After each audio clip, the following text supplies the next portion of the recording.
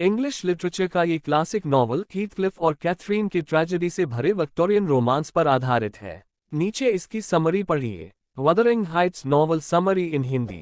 Author Emily Brontë. एक बार Lockwood नाम का आदमी इंग्लैंड के एक गांव में थ्रशक्रॉस ग्रेंज नाम का बड़ा सा घर एस्टेट किराए पर लेता है। कुछ समय के बाद वह अपने लैंडलॉर्ड, जिसका नाम हीथक्लिफ था, से मिलने जाता है। हीथक्लिफ खुद वदरिंग हाइट्स नाम के एस्टेट में रहता था।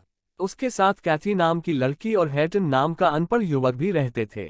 घर के सब लोग लॉकवुड को किसी निराशा से भरे नजर आते हैं और वहां कोई उसकी खास खातिरदारी भी नहीं करता है। बर्फ पड़ जाने की वजह से लॉकवुड को रात को वहीं रुकना पड़ता है। रात को उसे हीथक्लिफ के कमरे से बड़बड़ाने की आवाजें आती हैं। वह नींद में कैथरीन के गोस्ट से बात कर रहा था। लॉकवुड ने उसे नींद से उठाया तो वह बेहद दुखी लग रहा था। इस सब से लॉकवुड को वदरिंग हाइट्स और वहां रहने वाले लोगों के प्रति काफी जिज्ञासा होने लगी। अगले दिन लॉकवुड वापस थ्रशक्रॉस ग्रेंज आ गया। ठंड लग जाने से उसे थोड़ा बुखार भी हो गया था।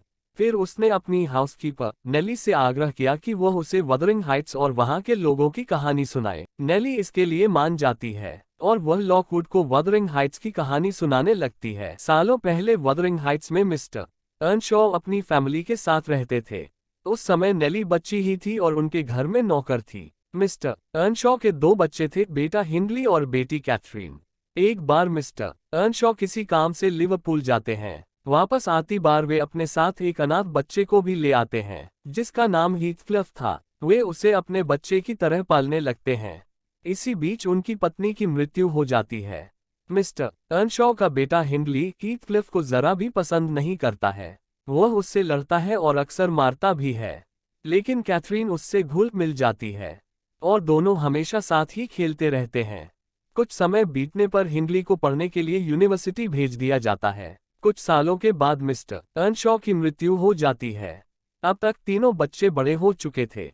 हिंडली वापस वदरिंग हाइट्स लौट आता है, जो अब उसके नाम हो चुका थी। उसके साथ उसकी वाइफ फ्रांसिस भी आती है। हिंडली ने पढ़ाई के दौरान ही शादी कर ली थी। आते ही उसने हीथक्लिफ से अपना बदला लिया और उसे अपने खेतों में एक मजदूर जैसा बना दिया। लेकिन अब भी वह कैथरीन के बहुत करीब था और मन ही मन उससे प्यार करता था। एक दिन हीथक्लिफ और कैथरीन घूमते घूमते थ्रशक्रॉस ग्रेंज पहुंचे। उस समय वहां मिसेस लिंटन अपने बच्चों एडगर और इज़ाबेला के साथ रहते थे, जो कैथरीन की ही उम्र के थे। वहां कैथरीन को एक कुत्ते ने काट लिया।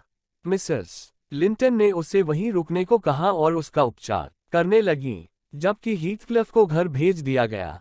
कुछ दिन के बाद कैथरीन ठीक होकर घर लौट आई, लेकिन अब वह एडगर के प्यार में पड़ चुकी थी। इससे उसका हीथक्लिफ के साथ रिलेशनशिप कॉम्प्लिकेट हो गया। एक दिन फ्रांसिस ने एक बेटे हैटन को जन्म दिया, लेकिन इसी दौरान फ्रांसिस की मृत्यु हो गई। इससे हिंडली शराब के नशे में डूब गया और हीथक्लिफ पर और जुल्म करने लगा। कैथरीन बहुत कंफ्यूजन में थी। उसने नेली को बताया कि वह हीथक्लिफ से प्यार करती है, लेकिन उसके लो स्टेटस की वजह से उससे शादी नहीं कर सकती। फिर वह एडगर से शादी के लिए तैयार हो जाती है। जब हीथक्लिफ को ये पता चलता है तो उसका दिल टूट जाता है। वह घर से भाग जाता है। उसके जाने के बाद कैथरीन को अपनी भूल का एहसास होता है। हीथक्लिफ के जाने के गम से वह बीमार सी हो जाती है। वक्त के साथ उसकी शादी एडगर से हो जाती है, लेकिन वह शादीशुदा जिंदगी से खुश नहीं थी। उसे अपने बचपन का प्यार हीथक्लिफ बार बार याद आता रहता है। 3 साल बाद हीथक्लिफ वापस लौट आता है। एकाएक वह बहुत अमीर हो चुका था।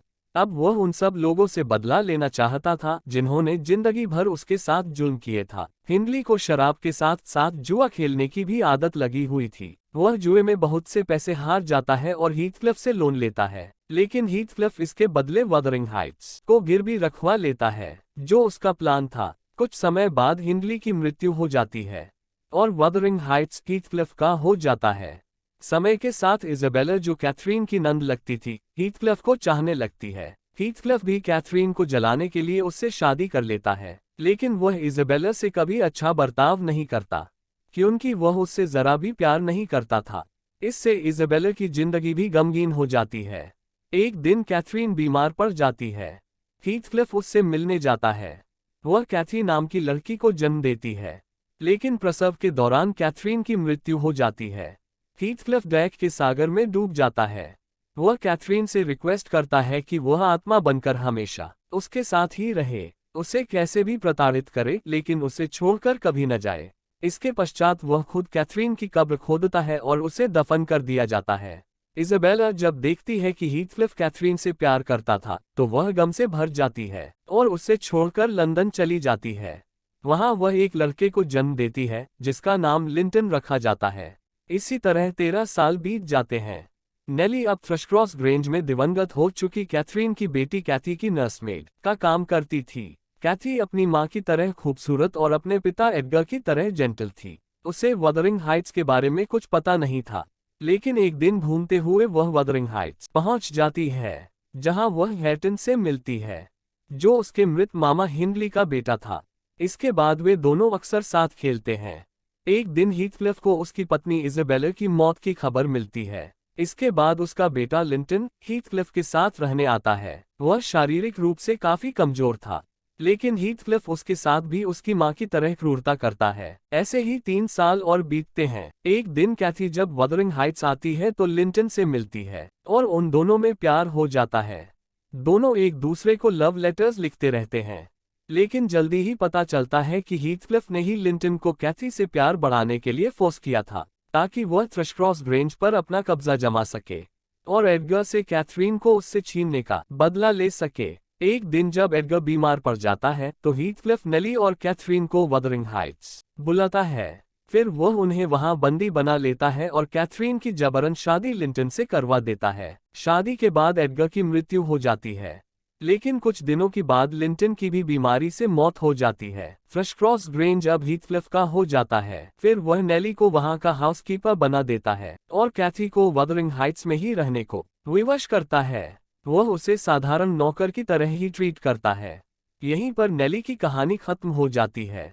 इसी समय लॉकवुड ने थ्रशक्रॉस ग्रेंज को किराए पर रहने के लिए लिया था। कुछ दिन बाद लॉकवुड बोर हो जाता है और थ्रशक्रॉस ग्रेंज को छोड़कर वापस लंदन चला जाता है। लेकिन 6 महीने बाद वह फिर नेली से मिलने आता है। नेली उसे 6 महीने में क्या क्या हुआ बताती है। वदरिंग हाइट्स में रहते हुए कैथी को शुरू में अनपढ़ हैटन ज्यादा पसंद नहीं था, लेकिन समय के साथ उसने देखा कि वह बहुत ही अच्छे नेचर का था। वास्तव में हीथक्लिफ ने हिंडली से बदला लेने के लिए हैटन की एजुकेशन को बीच में ही बंद करवा दिया था, जिससे वह अनपढ़ रह गया था। लेकिन अब कैथी उसे पढ़ाने लगी थी और दोनों एक दूसरे से प्यार करने लगे थे। उधर हीथक्लिफ इतने सालों बाद भी कैथरीन को नहीं भूल पाया था। वदरिंग हाइट्स की हर चीज उसे कैथरीन की याद दिलाती थी।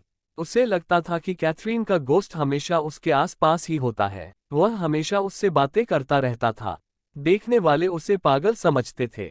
एक दिन वह पूरी रात कैथरीन के इमेजिनरी गोश्त के साथ बाहर घूमता रहा और ठंड लग जाने के कारण अगले ही दिन उसकी मृत्यु हो गई। वदरिंग हाइट्स और थ्रशक्रॉस ग्रेंज अब हैटन और कैथरीन के नाम हो गए थे और उन्होंने अगले साल शादी करने का भी फैसला कर लिया था। ये सब सुनने के बाद लॉकवुड हीथक्लिफ और कैथरीन की ग्राव्स को विजिट करने चला जाता है। समाप्त। दोस्तों, यह महान उपन्यास आपको कैसा लगा कृपया कमेंट करके बताएं। पढ़ने के लिए धन्यवाद।